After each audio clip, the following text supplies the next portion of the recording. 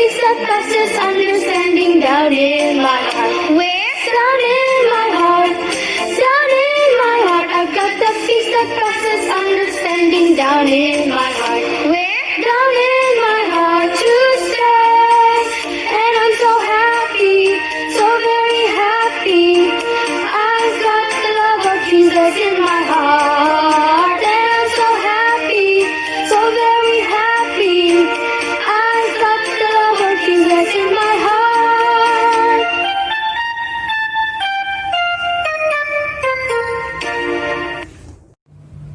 Halo semuanya, selamat pagi. Sebelum kita memulai segala aktivitas kita pada hari ini, mari terlebih dahulu kita memulainya dengan berdoa, dengan membaca firman, serta merenungkan firman. Mari kita bersatu dalam doa. Kita berdoa. Kami mengucap syukur ya Tuhan, untuk berkat dan penyertaan-Mu, sehingga kami boleh ada sebagaimana kami ada pada pagi hari ini. Ya Tuhan, kami mau menyiapkan hati kami untuk mendengarkan firman-Mu. Namun kami tahu kami memiliki banyak keterbatasan.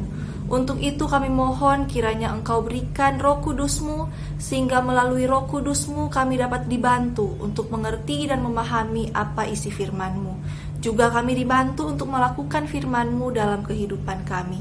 Terima kasih ya Tuhan, dalam nama Tuhan Yesus Kristus kami berdoa. Amin.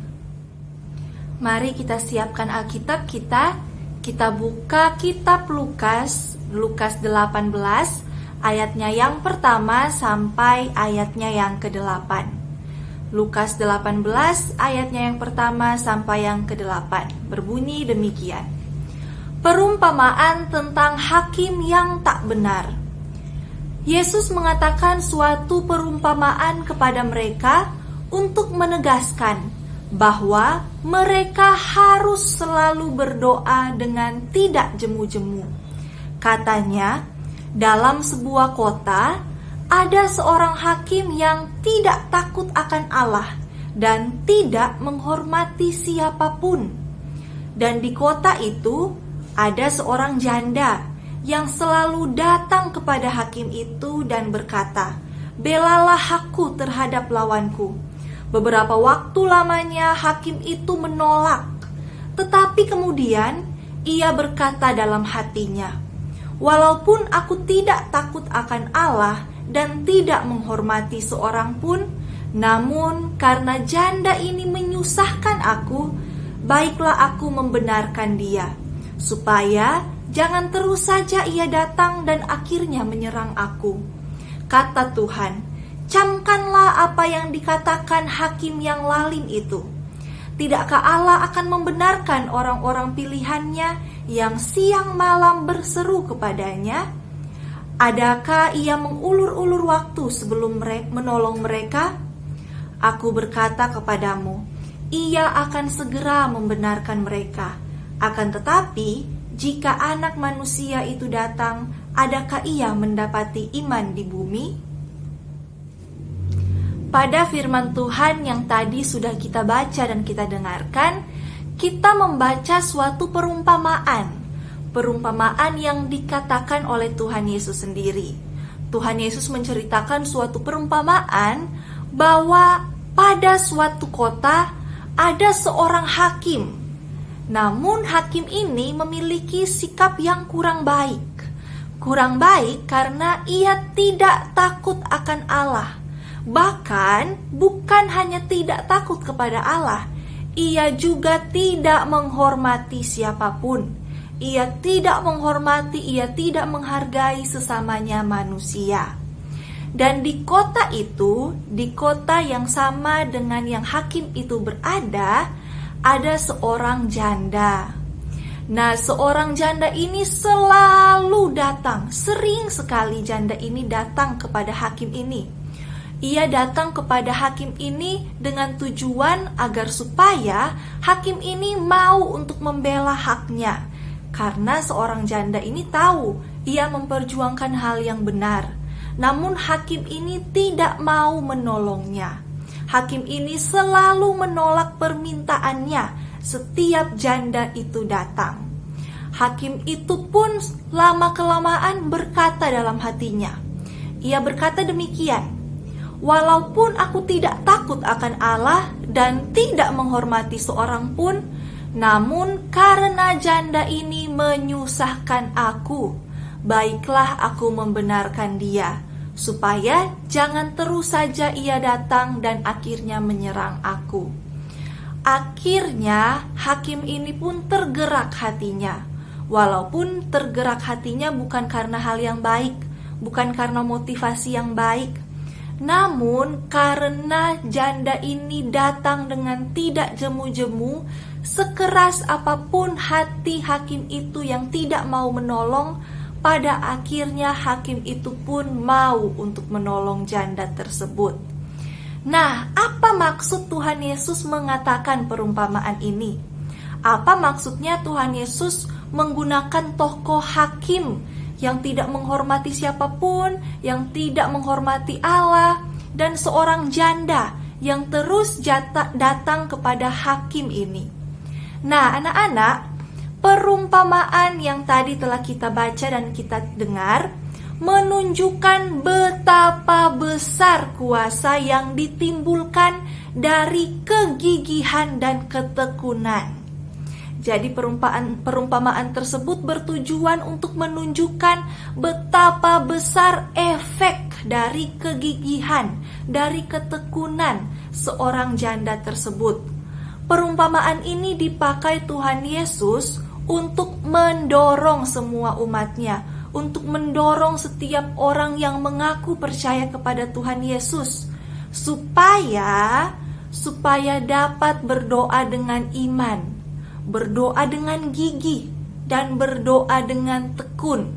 Atau seperti tema renungan kita pada pagi hari ini, berdoa dengan tidak jemu-jemu. Berdoa adalah berbicara dengan Tuhan. Mungkin kita sudah terbiasa berdoa sebelum makan, kita berdoa sebelum mulai pembelajaran, kita berdoa setelah pembelajaran, kita berdoa sebelum tidur, kita berdoa saat ada keluarga kita yang ulang tahun, kita mendoakan mereka.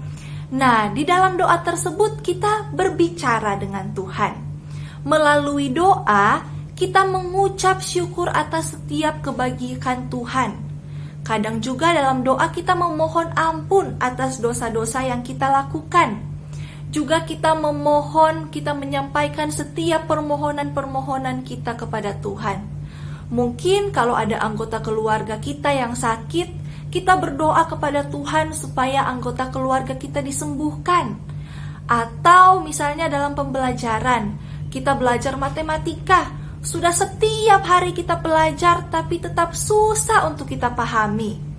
Nah, melalui firman Tuhan yang kita baca pada hari ini, Tuhan mau mengingatkan kita supaya kita tidak kehilangan harapan, supaya kita tetap memiliki harapan dalam berdoa, supaya kita berdoa dengan tekun, dengan rajin, dengan gigih. Walaupun mungkin jawaban atas doa-doa kita tidak datang seperti sulap, langsung tring, langsung jadi. Misalnya kita minta supaya kita dapat handphone baru, tiba-tiba langsung muncul. Nah, bukan seperti itu. Namun Tuhan mengajarkan kita supaya kita memiliki hati yang baik, memiliki hati yang tekun, memiliki hati yang gigih, supaya kita terus berdoa kepada Tuhan, supaya kita terus memiliki iman, kepercayaan kepada Tuhan, bahwa Tuhan tidak akan pernah meninggalkan kita, bahwa Tuhan selalu mendengarkan doa-doa kita. Untuk itu, mari kita berdoa dengan tidak jemu-jemu. Mari kita bersatu di dalam doa.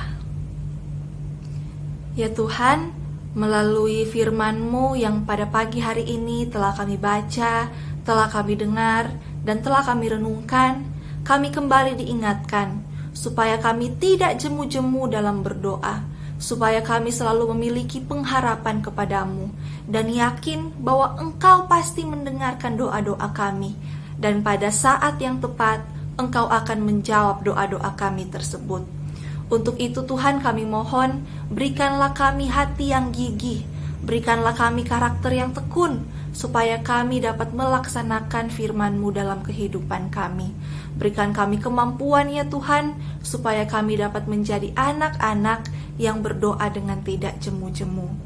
Ya Tuhan, saat ini kami mau berdoa untuk setiap proses belajar mengajar kami. Engkau yang mengetahui ya Tuhan setiap permasalahan kami, setiap pergumulan kami dalam belajar mengajar.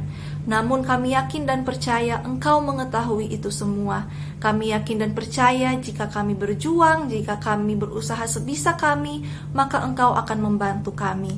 Untuk itu kami mohon kiranya Engkau berkati kami dengan kepintaran, dengan kesehatan, dengan kekuatan, sehingga itu semua boleh menolong kami dalam proses belajar mengajar.